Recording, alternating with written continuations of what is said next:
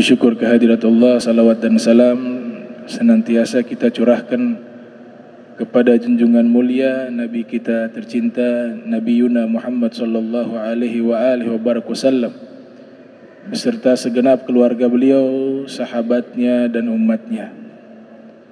Yang saya muliakan, saya hormati para imam Masjid Al-Munawwar, para pengurus, Bapak Abdullah, Bapak Hadi, dan seluruh para asatidzah, para jamaah yang hadir di malam yang mulia ini.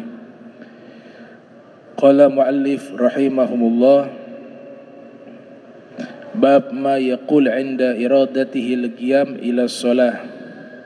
Ruwina fi kitab Ibni Sunni an Ummi Rafi' radhiyallahu anha annaha qalat ya Rasulullah dullani ala amalin ya'juruni Allahu azza wa jalla alaihi.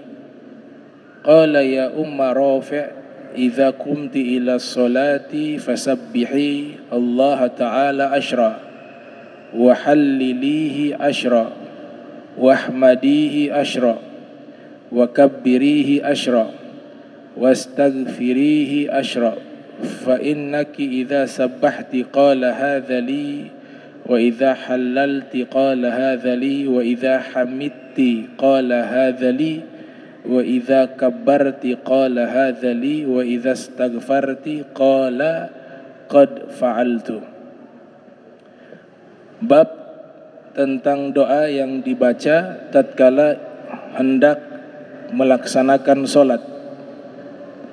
Ruwina fi kitabi Ibni Sunni, diriwayatkan kepada kami di dalam kitab karya Ibni Sunni.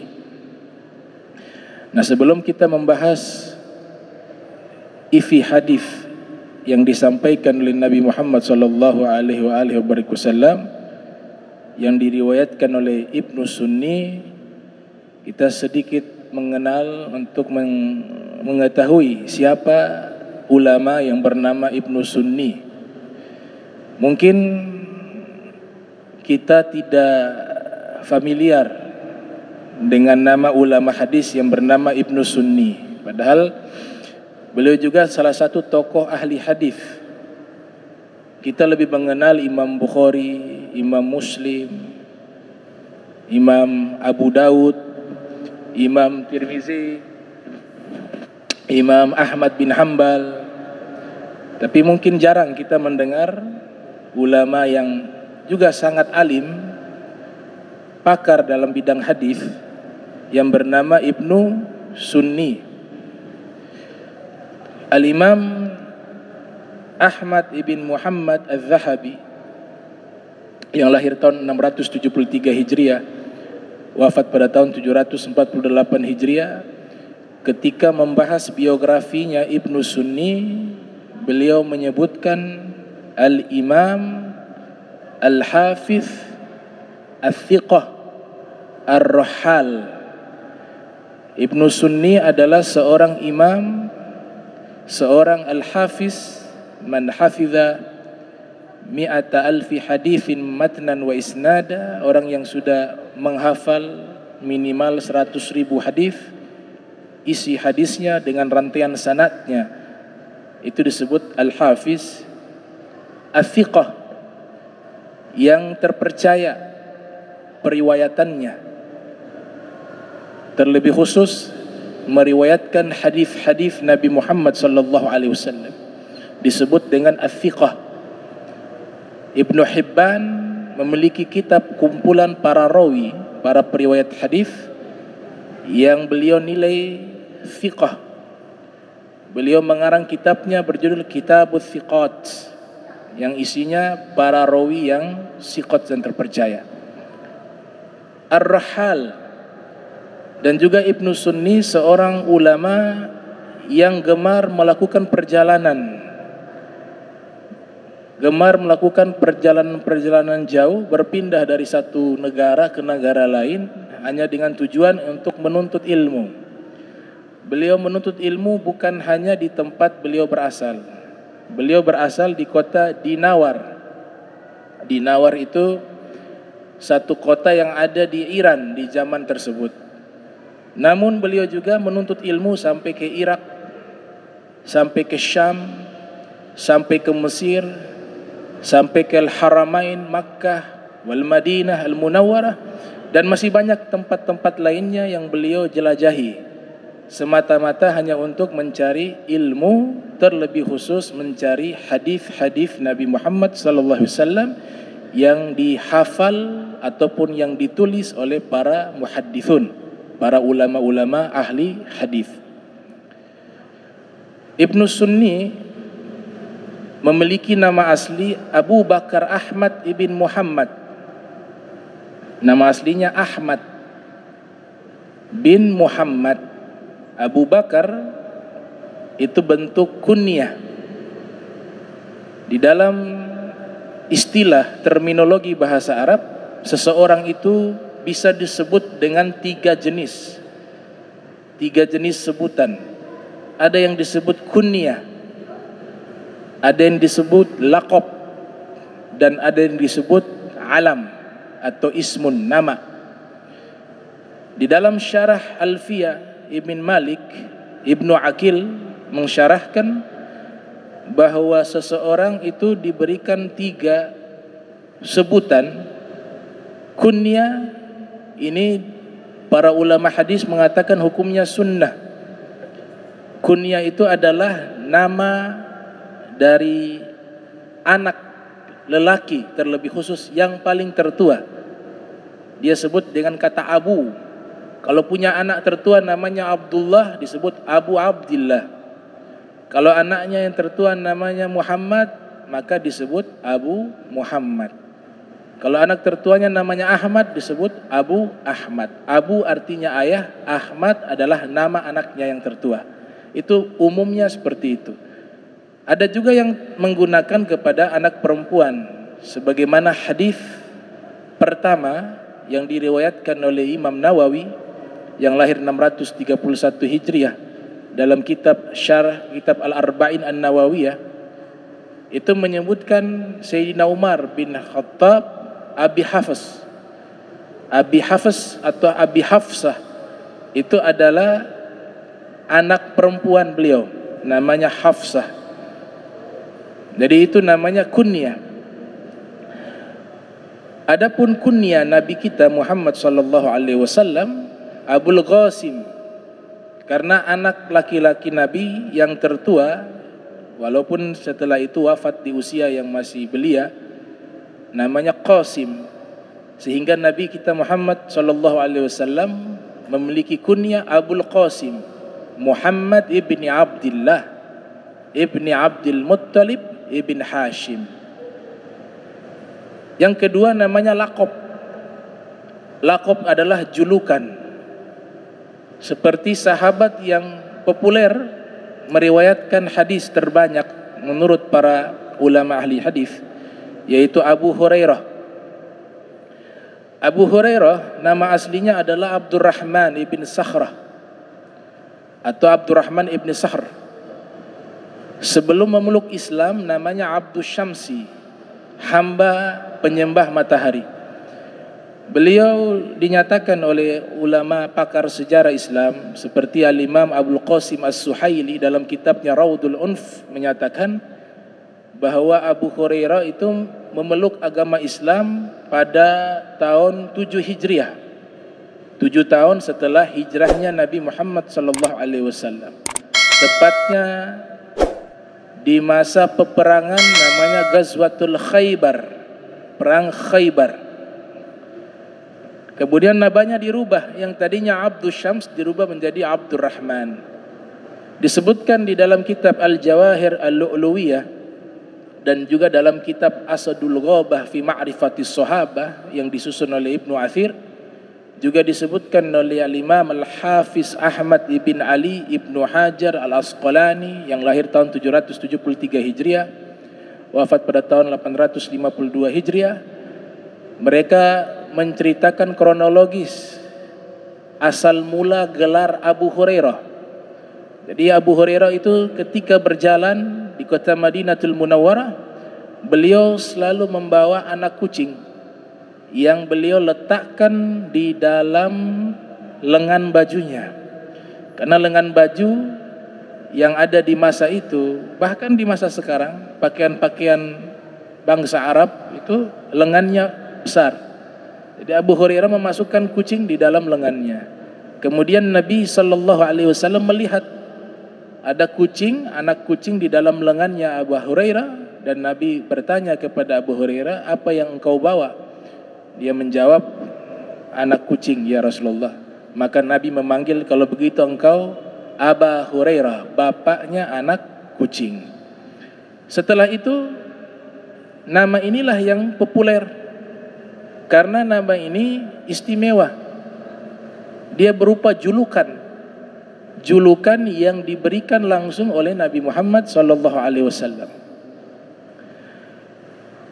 Di dalam ilmu bahasa Arab, ilmu lughah Arabiyah, ilmu nahu, kata Abu Hurairah ini mamnu'un ani tasrif, tidak bisa dibaca tanwin dan tidak bisa dibaca kasroh Hurairahnya. Jadi gak bisa dibaca Abu Hurairati atau Abu Hurairatin, itu tidak bisa. Padahal kaidah asmaul, namanya al asmaul khamsah, abuka, ahuka, wafuka, muka, wazumalin, itu setelahnya mudhofileh pasti dibaca kasroh. Tapi kalau Hurairata, dia mamnu'un ani tasrif, tidak bisa dibaca kasroh. Digantinya dengan fathah, Abu Hurairata. Itu bacaan yang umumnya dibaca oleh para ulama pakar bahasa Arab. Namun ada ulama ahli hadis bernama As-Sayyid Ahmad bin Muhammad bin Siddiq Al-Ghumari. Beliau ketika datang di Mesir, tepatnya di Al-Azhar Syarif, Universitas Al-Azhar, di saat beliau tiba, seluruh ulama yang ada di tempat tersebut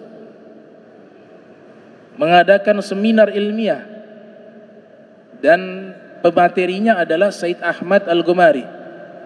Beliau ahli hadis, beliau ahli fikih, beliau ahli tafsir, beliau ahli qiraah, mutafanninu, menguasai banyak disiplin ilmu.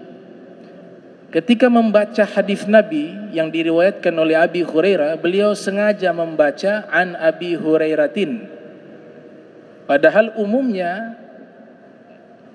itu dibaca an Abi Hurairata. Di dalam kaidah nahu yang benar adalah an Abi Hurairata. Tapi sengaja beliau menyampaikan an Abi Hurairatin, an Abi Hurairatin. Selesai daripada kajian tersebut, ada yang bertanya kepada beliau, ada yang menegur beliau, wahai Syekh, mohon maaf itu bacaan keliru. Bukan an Abi Hurairatin, tapi an Abi Hurairata. Kemudian Said Ahmad Al-Ghumari mengatakan, kalian mau saya berikan ilmu bahwa bisa kita mengatakan an Abi Hurairatin. Kemudian dibuatlah seminar khusus membahas cara membaca an Abi Hurairatin. Beliau membahas dari sisi pembahasan bahasa dan juga dari sisi hadis, bahwa Nabi pernah memanggil Abi Hurairah dengan sebutan Abu Hurairatin. Kemudian beliau membahas dari sisi ilmu nahu, ilmu sastra Arab, bahwa dibolehkan memanggil dengan Abi Hurairatin. Pembahasan tersebut ditulis oleh para ulama dan dicetak menjadi satu kitab yang berjudul Izalatul Hairah an Tasrif Abi Hurairah, menghilangkan hal-hal yang mengherankan tatkala mentasrifkan Abi Hurairah. Beginilah para ulama, satu permasalahan mereka bahas secara keseluruhan.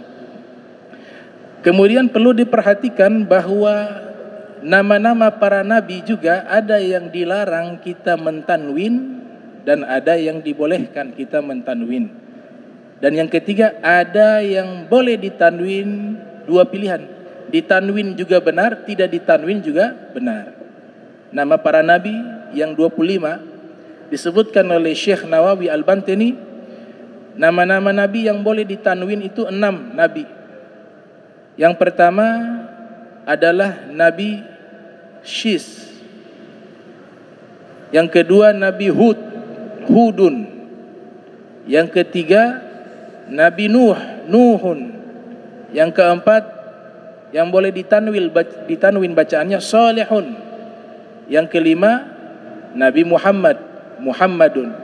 Yang keenam Lutun.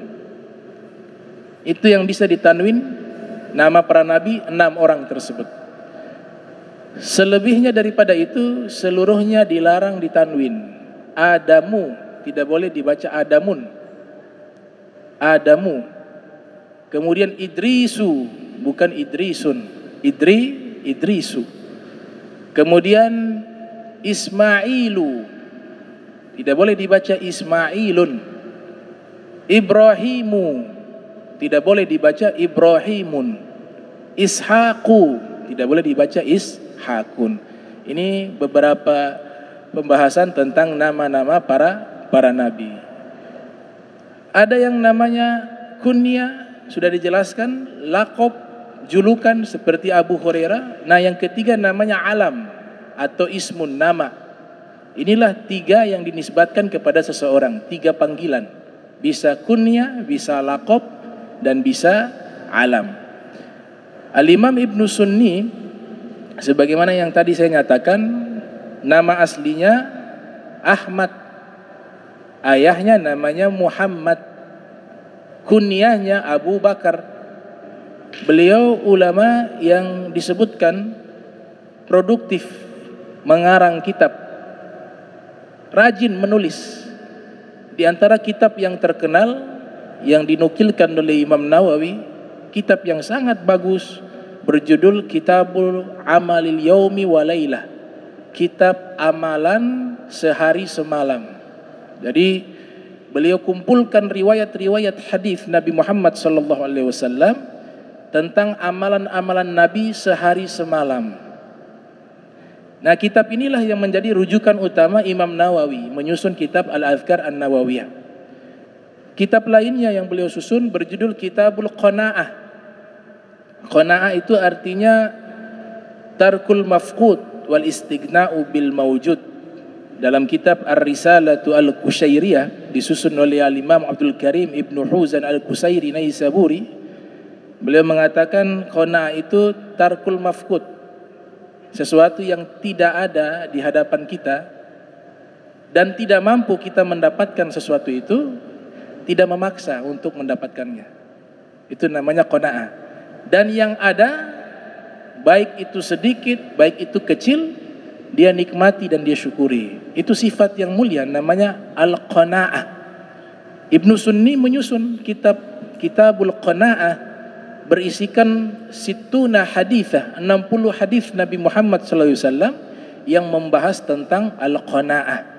Di antara hadis yang dinukilkan oleh Imam Muslim Ibnul Hajjaz Al-Qusairi Naisaburi yang lahir tahun 204 Hijriah, wafat 261 Hijriah, dalam sahihnya Rasul sallallahu alaihi wasallam bersabda, "Tuba liman hudiya ilal Islam." Fi riwayah lil Islam. Wa kana aisahu kafafa wa qanna'ahu Allahu bih, atau kama qala Nabi sallallahu alaihi wasallam. Rasul bersabda, beruntung, tuba, pakai to, tuba artinya beruntung. Profesor Dr. As-Sayyid Muhammad Ibn Alwi Al-Maliki dalam kitabnya Syaraful Ummatil Muhammadiyah, beliau mengatakan tuba ini sebenarnya asal katanya dari nama pohon. Pohon ini hanya tumbuh di dalam surga, namanya pohon tuba. Namun perkembangan bahasa Arab, tuba dijadikan satu kinayah, kiasan yang menunjukkan sesuatu yang sifatnya keberuntungan. Makanya kebanyakan diartikan tuba itu beruntung. Tuba, beruntung, liman hudiya lil Islam, orang yang telah diberikan petunjuk memeluk agama Islam. Nabi katakan beruntung.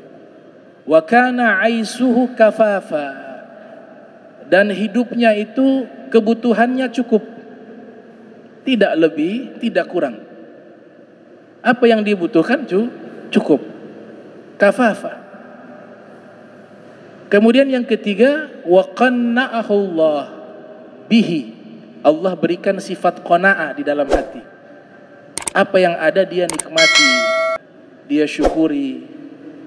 Dia bisa merasakan itu kenikmatan. Dibanding kita menghayal, berangan-angan ingin meraih sesuatu yang memang kita tidak mampu mendapatkannya. Sehingga kalau itu yang menjadi satu tujuan di dalam pikiran dan hati kita, maka rizki yang ada di hadapan kita, kita tidak bisa nikmati karena kita sudah melihat yang lain. Maka qanaah ini, kata Sayyidina Ali bin Abi Thalib, sifat qanaah, beliau katakan al-qanaatu kanzun la yafna. Sifat qanaah itu adalah gudang kekayaan yang tidak pernah habis. Jadi orang yang paling kaya itu orang yang qanaah. Orang yang paling kaya, orang yang dalam hatinya tidak membutuhkan apapun. Itu orang kaya sesungguhnya. Sehingga di dalam kitab Fathul Bari yang disusun oleh Al-Imam Ibnu Hajar Al-Asqalani, ada seorang sahabat bernama Abu Zar Al-Ghifari bertanya kepada Rasul SAW. Dalam riwayat yang lain, Nabi yang bertanya kepada Abu Zar, wahai Abu Zar, apa definisi kaya? Abu Zar mengatakan, kaya itu orang yang banyak harta ya Rasulullah. Nabi katakan, tidak. Innamal gina gina'un nafs. Orang kaya yang sesungguhnya adalah kaya hati. Sifat tadi, qanaah. Merasa cukup dengan apa yang Allah berikan. Kemudian Nabi sampaikan lagi, orang fakir itu seperti apa definisinya? Abu Zar mengatakan orang fakir orang yang tidak memiliki harta. Nabi mengatakan salah. Orang fakir adalah orang yang hatinya fakir. Hatinya fakir. Banyak harta tapi tidak berani mengeluarkan hartanya.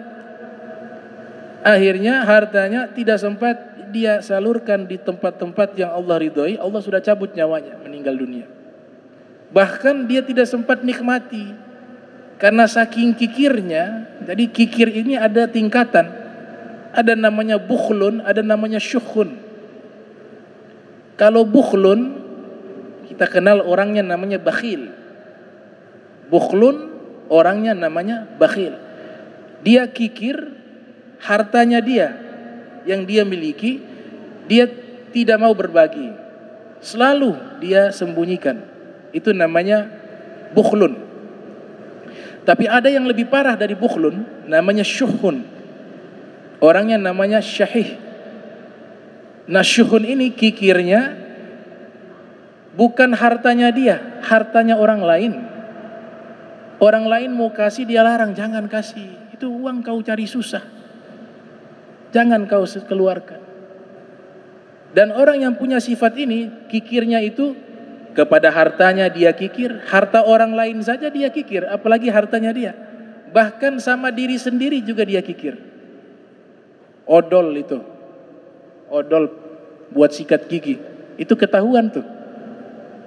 Ada yang sampai sobek-sobek baru habis itu odol, ya, digunting, odolnya itu digunting. Ada yang berkelahi dengan istrinya tiap hari gara-gara sifat ini. Puncaknya berpisah. Ada. Istrinya selalu ditanya, ini gula 1 kilo, ini sekian. Besok atau 2 hari berikutnya gulanya habis. Kok sudah habis gulanya? Kan baru beli. Kok sudah habis minyaknya? Baru beli. Berkelahi lagi. Besok lagi. Jadi sifat ini sifat yang jelek. Sifat yang jelek. Makanya Nabi dalam doanya berlindung dari sifat kikir. Allahumma inni a'udzubika minal hammi wal hazan wa minal jubni wal bukhli. Dari sifat pengecut dan kikir. Itu doanya Rasul. Berlindung dari sifat pengecut dan kikir. 2 sifat ini selalu bersamaan. Orang yang kikir pasti pengecut. Orang yang bakhil, yang kikir pasti pengecut. Makanya Nabi gandengkan pengecut dengan kikir. Kenapa dipastikan dia pengecut? Kalau harta saja dia takut keluarkan, bagaimana nyawa? Harta dia takut dia keluarkan. 10.000 dia takut keluarkan. Bagaimana nyawa yang lebih mahal daripada itu? Sehingga Nabi ketika menggandengkan dua doa tersebut itu punya makna. Orang yang azzi kasal, orang yang lemas, loyo pasti malas. Orang yang bakhil pasti pengecut. Doanya Rasul sallallahu alaihi wasallam. Nah, obat daripada sifat ini adalah tadi al-qanaah.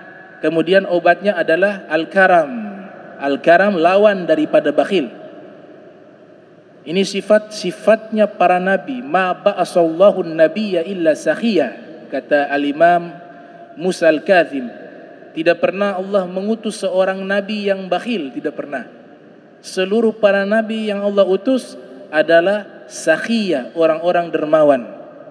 Tidak pernah seorang itu diangkat menjadi orang-orang terdekatnya Allah adalah orang-orang bakhil, tidak pernah. Orang-orang yang dermawan itulah yang diangkat menjadi kekasih Allah Subhanahu wa ta'ala. Disebut dengan karim atau sakhiyun. As-sakhiyun. Sakhiyun artinya orang yang dermawan. Dermawan juga ada tingkatan. Ada yang dermawannya masih hitung. Ini keluarkan sekian, dia masih kalkulasi. Ini dermawannya setengah asli setengah palsu, ya. Dia masih hitung-hitung. Kalau dermawannya Nabi Muhammad SAW asli. Apa yang ada di tangan beliau ketika ada yang minta beliau kasih. Itu sifatnya Rasul SAW. Dermawannya Nabi Muhammad SAW. Makanya pernah Nabi memberikan itu kambing di antara dua bukit, nggak tahu jumlahnya berapa. Itu Nabi berikan kepada salah seorang yang meminta kepada Nabi, Nabi berikan semuanya.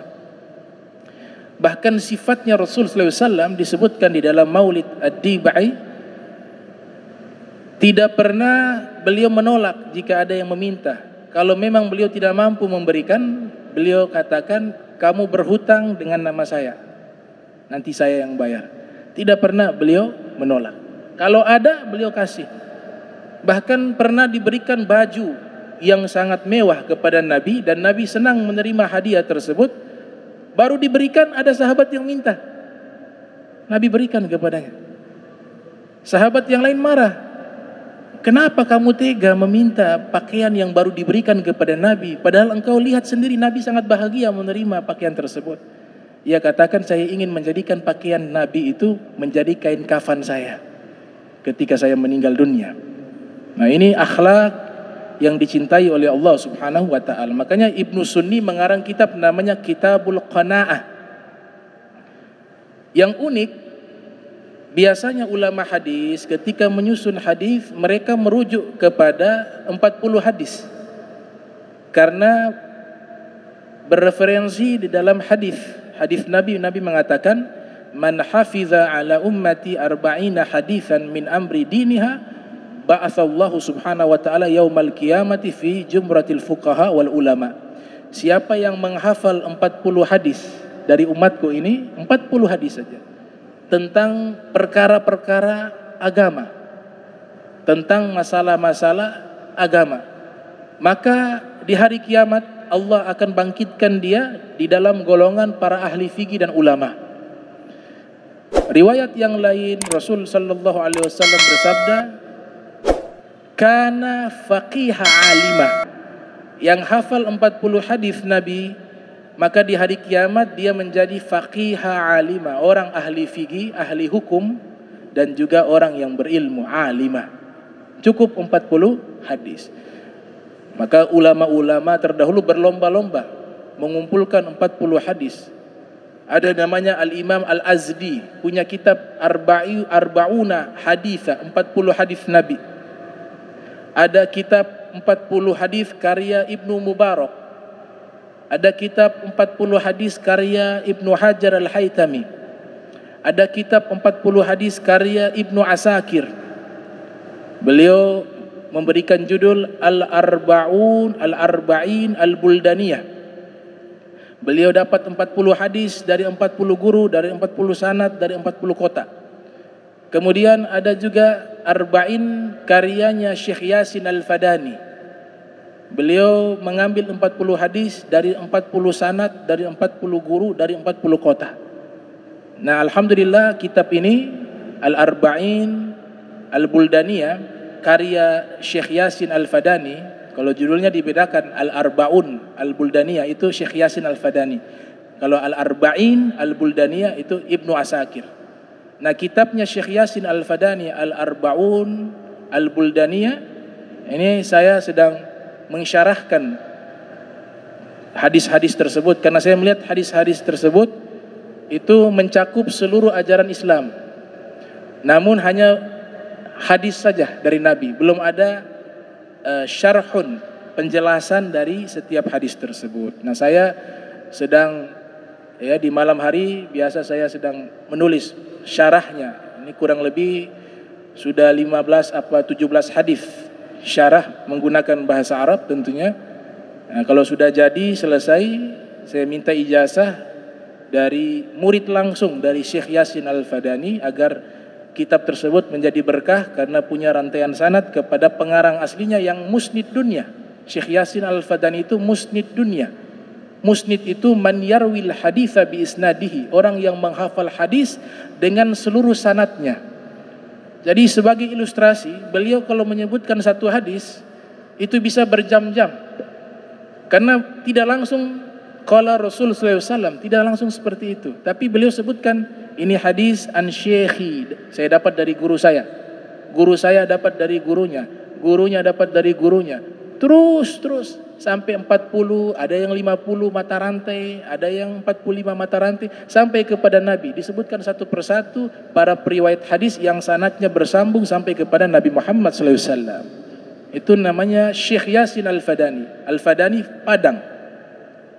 Beliau orang Indonesia tapi besar di Makkah. Wafat pada tahun 90-an. Itu diakui sebagai musnid dunia. Orang yang mengumpulkan riwayat-riwayat hadis yang memiliki sanad yang bersambung kepada Nabi yang paling terbanyak di dunia. Terbanyak di dunia beliau. Diakui oleh musuh ataupun oleh sahabat. Musnid dunia. Nah, beliau punya murid-murid banyak di Jakarta. Banyak. Termasuk Dr. Agil Al-Munawar. Said Agil Al-Munawar. Itu salah satu muridnya Syekh Yasin Al-Fadani dan masih banyak murid-murid beliau lainnya. Jadi kitab beliau itu Arba'un Al-Buldaniyah. Nah, coba disarahkan, kalau sudah selesai kita cetak dan nanti mungkin ada donatur untuk cetak, kita bagikan saja secara gratis. Ya, untuk khususnya bagi yang belajar sedang dalam proses belajar ilmu nahwu dan shorof.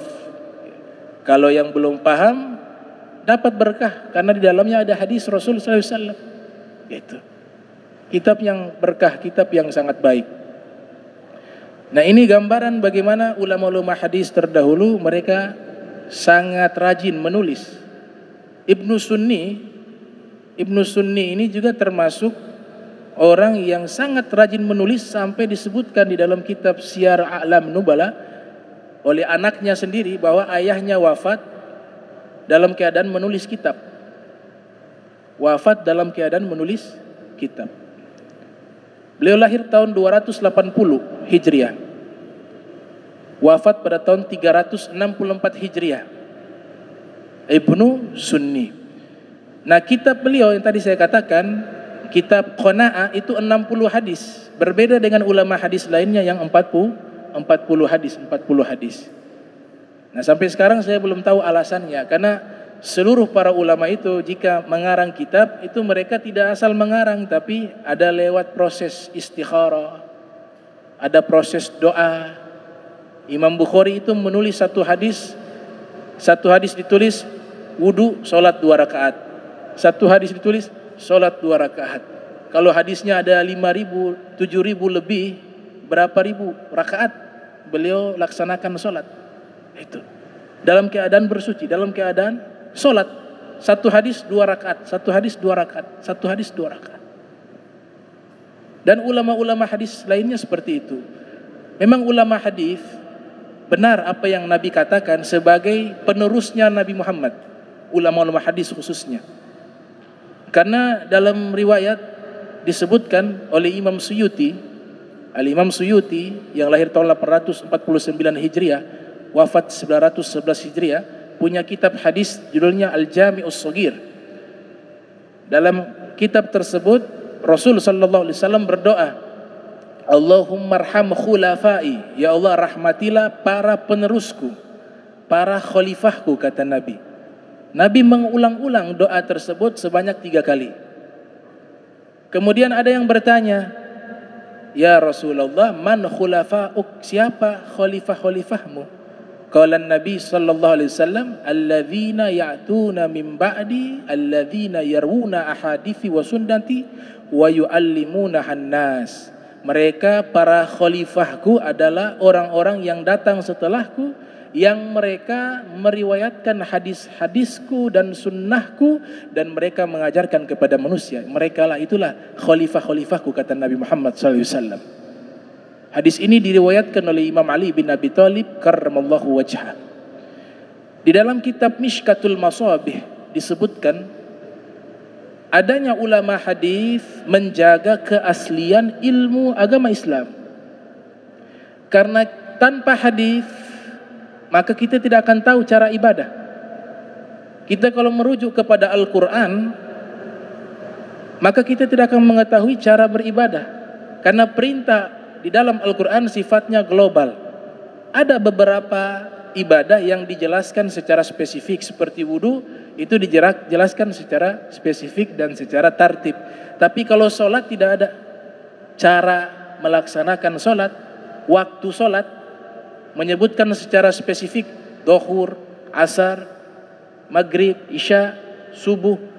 Waktunya zuhur adalah waktu sekian, waktu sholat asar waktunya sekian, waktu sholat maghrib waktunya sekian, dan seterusnya. Itu tidak disebutkan di dalam Al-Quran. Al-Quran hanya memerintahkan kita melaksanakan sholat dan memberitahukan kepada kita sholat itu ada waktunya. Inna sholata kanat alal mu'minina kitaban mauquta. Di firman yang lainnya Allah Ta'ala berfirman, wa aqimis sholata, dirikanlah sholat. Sebatas sampai di situ. Kemudian dari mana kita bisa tahu cara sholat? Dari hadis-hadis Nabi Muhammad SAW. Namun hadis-hadis tersebut tidak satu hadis menjelaskan secara utuh cara sholat yang benar. Tapi hadisnya banyak. Hadisnya banyak. Disinilah peran ulama, para mujtahid. Mereka mengumpulkan seluruh hadis Nabi yang menjelaskan tentang cara melaksanakan sholat dari berbagai hadis. Kemudian mereka simpulkan di dalam kitab-kitab fikih mereka. Itu. Jadi luar biasa ulama-ulama hadis. Nabi mengatakan dalam kitab Mishkatul Masabih, yahmilu hadzal ilma min kulli khalafin uduluhu yanfuna anhu tahrifal ghalid wa intihalal mubtilin wa ta'wilal jahilin. Ilmu agama Islam ini senantiasa dijaga setiap masa, setiap generasi oleh orang-orang yang terpercaya. Dr. Sayyid Muhammad Ibn Alwi Ibn Abbas Al-Maliki dalam kitab Al-Manhalul Latif mengatakan dan mengisyaratkan yang dimaksudkan orang-orang adil tersebut adalah ulama ahli hadis. Adanya para ulama hadis yang paham akan hadis-hadis Nabi Muhammad sallallahu alaihi wasallam itu meluruskan pemahaman-pemahaman yang ekstrim, tahrifal ghalin, yang merubah makna-makna ke dalam makna-makna yang gulu, yang ekstremisme, atau intihalal mubtilin. Mereka bisa membentengi hadis-hadis Nabi dari oknum-oknum yang ingin merusak Islam dengan mengambil hadis-hadis Nabi dan merubah makna penjelasan hadis tersebut. Adanya ulama hadis meluruskan hal tersebut. Dan yang ketiga, adanya ulama hadis ta'wilal jahilin, untuk meluruskan takwilan-takwilan orang-orang yang tidak paham tentang hadis tersebut. Al-Imam Khatib Al-Baghdadi mengarang kitab khusus berjudul Syarafu Ahlil Hadis atau Syarafu Ashabi Hadis, kemuliaan ahli hadis, di mana di situ beliau jelaskan Rasul sallallahu alaihi wasallam menyebutkan kemuliaan ulama-ulama ahli hadis yang sangat banyak jumlahnya. Dan ulama ahli hadis adalah ulama yang paling banyak mengucapkan salawat dan salam kepada Rasulullah sallallahu alaihi wasallam. Nabi bersabda dalam hadis yang diriwayatkan oleh Imam Tirmizi dalam sunannya, yang lahir tahun 209 Hijriah, wafat 279 Hijriah, "Aqrabun nas bi yaumal qiyamah aktsaruhum alayya salatan." Manusia yang paling dekat denganku di hari kiamat adalah manusia yang paling banyak bersalawat kepadaku, kata Rasul sallallahu alaihi wasallam. Nah, ahli hadis adalah salah satu ulama atau jenis ulama yang paling banyak bersalawat kepada Rasulullah sallallahu alaihi wasallam. Salawat yang sudah disusun oleh para ulama tidak ada yang salah. Salawat naria, salawat tipil gulub, memang itu bukan dari Nabi. Salawat-salawat tersebut dari ulama. Kemudian maknanya tidak ada kontradiktif dengan Al-Quran dan Sunnah. Salawat itu sama seperti doa. Dalam doa kita meminta kepada Allah sesuai hajat kita. Tidak harus kita mencari dalil tentang isi doanya Nabi. Doa apa saja selama baik diperbolehkan. Sama seperti salawat. Bentuknya berbeda tapi substansinya sama. Namun kalau mau komparasi, perbandingan, memang benar salawat yang berasal dari Rasulullah itu paling afdal. Tidak diingkari hal tersebut. Tapi ada salawat-salawat yang disusun oleh para ulama di situ sesuai kebutuhan kita. Makanya ada namanya salawat tib. Tib itu kan artinya obat. Syekh Yusuf An-Nabhani menyebutkan dalam kitab Afdalus Salawat ala Sayyidi Sadat, di antara fadail daripada salawat tib itu adalah menghilangkan penyakit. Sama seperti doa. Jadi para ulama, apalagi mereka yang menyusun orang-orang solehin, yang kita prasangka baik kepada mereka, karena perintah Nabi berprasangka baik kepada setiap mukmin, apalagi ulama yang soleh seperti mereka. Tidak ada seorang pun yang menyusun salawat melainkan semua itu ada bisyarah dari Nabi, dan melainkan mereka itu adalah orang-orang yang soleh. Jadi salawat yang dikarang tidak ada yang salah. Bahkan Ibnu Zawzi Al-Qayyim punya kitab berjudul Jala'ul Afham yang membahas tentang salawat kepada Rasulullah. Jala'ul Afham fi fadli salati ala khairil anam, nama kitabnya. Beliau sebutkan riwayat-riwayat sahabat-sahabat banyak mengarang salawat. Sahabat-sahabat mengarang salawat, bukan dari Nabi, tapi mereka mengarang salawat itu. Ada yang menarik, ada tokoh nasional, dia menyalahkan salawat naria disalahkan, dibilang bid'ah salawat naria, salawat munjiat bid'ah, semuanya salawat-salawat yang luar biasa, manfaatnya luar biasa, isinya dibilang itu bid'ah. Yang lucunya dia katakan bahwa salawat-salawat tersebut bukan berasal dari Nabi, maka itu harus ditolak. Karena itu karangan ulama. Harus salawat itu dari Nabi. Seraya dia mengatakan sallallahu alaihi wasallam. Jadi salawat harus dari Nabi sallallahu alaihi wasallam. Padahal sallallahu alaihi wasallam itu salawat bukan dari Nabi. Itu salawat karangan ahli hadis. Gak ada dalam hadis Nabi mengajarkan salawat sallallahu alaihi wasallam. Tapi orang yang menyalahkan salawat yang dikarang oleh ulama, justru dia mengucapkan sallallahu alaihi wasallam. Padahal itu bukan dari Nabi. Nah, ini perlu dikoreksi. Makanya mintalah satu dalil, ada gak salawat yang Nabi ajarkan sallallahu alaihi wasallam yang dipraktekkan oleh seluruh ulama hadis dari sejak dulu dalam kitab mereka, qalan nabiyyu sallallahu alaihi wasallam. Itu seluruhnya dari karangan para ulama hadis, bukan dari Nabi. Hal itu menunjukkan bahwa mengarang salawat selama isinya baik, maka itu tidak dilarang. Bahkan dia katakan berulang kali, tidak boleh salawat selain daripada Nabi Muhammad sallallahu alaihi wasallam. Sallallahu alaihi wasallam itu yang dibaca itu bukan dari Nabi Muhammad salawatnya, dari ulama hadis. Nah, jadi jangan terlalu gampang deh menyalahkan orang. Baca itu kitab yang banyak, ribuan, 2000, sadar diri di situ. Oh, ternyata ilmu kita masih segini. masih segini bacanya. Oh, mereka jauh di atas kita. Itu. Jadi substansinya Allah sudah berikan ijazah. Ijazah sifatnya umum. Innallaha wa malaikatahu yusalluna 'alan nabi ya ayyuhalladzina amanu sallu alaihi wa sallimu taslima. Allah sudah kasih ijazah salawat dan salamlah kepada Nabi Muhammad. Selama isinya salawat dan salam dan isi daripada teks salawat itu adalah kebaikan, maka itulah yang namanya salawat kepada Nabi Muhammad sallallahu alaihi wasallam. Jadi sallallahu alaihi wasallam itu bukan dari Nabi. Itu karangan para ulama ahli hadis. Ulama ahli hadis. Bahkan Ibnu Taimiyah dalam kitab Majmu Fatawa kalau menyebutkan biografinya Syekh Abdul Qadir Jailani, itu beliau sebutkan apa? Qaddasallahu ruhahu. Semoga Allah mensucikan ruhnya. Teks itu tidak pernah diajarkan oleh Nabi. Tapi isinya adalah doa yang sifatnya baik. Itu selama doa itu adalah kebaikan, maka boleh kita berdoa. Allah perintahkan, ud'uni astajib lakum. Doalah kepadaku, aku ijabah. Doa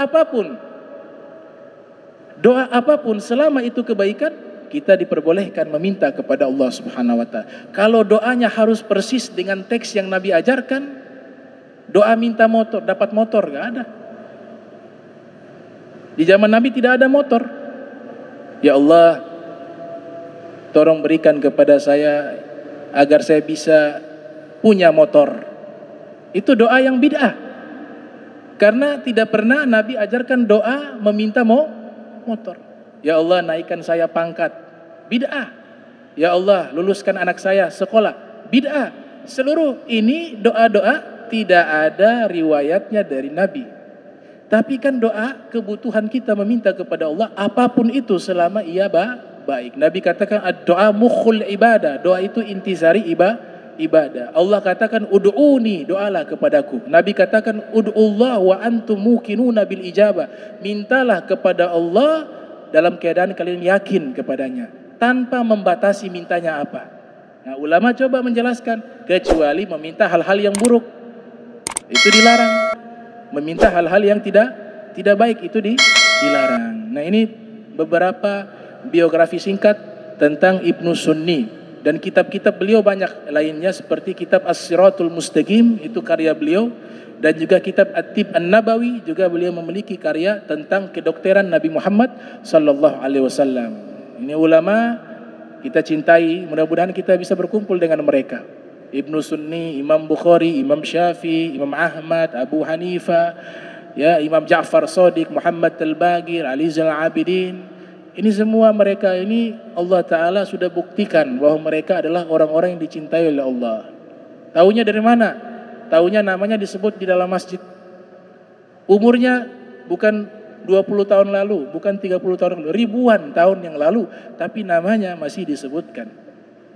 Tidak mungkin Allah mengekalkan sesuatu yang salah. Allah nyatakan dalam Al-Quran, kullu syai'in halikun illa wajhahu. Segala sesuatu yang bukan karena Allah, maka tidak akan abadi, kata Ibnu Katsir. Tapi segala sesuatu yang Allah terima, segala sesuatu yang Allah terima amalnya, yang ikhlas, dan orang tersebut orang yang dekat dengan Allah, maka Allah akan kekalkan namanya, reputasinya. Seluruh imam-imam tersebut ribuan tahun yang lalu. Imam Bukhari lahir 194, wafat 256 Hijriah. Imam Muslim lahir 204 Hijriah, wafat 261 Hijriah. Imam Syafi'i lahir 150 Hijriah, wafat 204 Hijriah. Imam Abu Hanifah lahir 80 Hijriah, wafat 150 Hijriah. Imam Ahmad lahir 164 Hijriah, wafat 241 Hijriah. Imam Malik 93 Hijriah, wafat 179 Hijriah. Al-Imam An-Nasai 215 Hijriah, wafat 303 Hijriah. Imam Hakim 321 Hijriah, 405 Hijriah. Imam Ghazali 450 Hijriah, wafat 505 Hijriah. Dan masih banyak ulama, itu hampir ribuan tahun semuanya. Tapi mereka masih ada. Adanya kebaikan mereka selalu disebut. Ya, mudah-mudahan Allah Ta'ala kekalkan juga nama kita di dalam kebaikan, dan kita mendapatkan penerimaan amal kita yang ikhlas, yang saleh. Amin ya rabbal alamin. Bismillahirrahmanirrahim. Alhamdulillahirabbil alamin. Allahumma shalli wa sallim ala sayidina Muhammad wa sayyidina Muhammad. Allahumma jam'ana hadza jam'an marhuma wa tafarraqna min ba'di tafarraqa ma'suma wa la tajal minna wa la minna syaqiyya wa la mahruma. Allahumma nadzi qulubana 'ani ta'alluqi biman dunak waj'alna min qaumin tuhibbuhum wa yuhibbunak. Subhanaka wa bihamdika asyhadu an la ilaha illa anta astaghfiruka wa atubu ilaik. Wa sallallahu alaihi Muhammadin wa ala alihi wa sahbihi wa barik wa sallam wa lafu minkum. Wassalamu alaikum warahmatullahi wabarakatuh.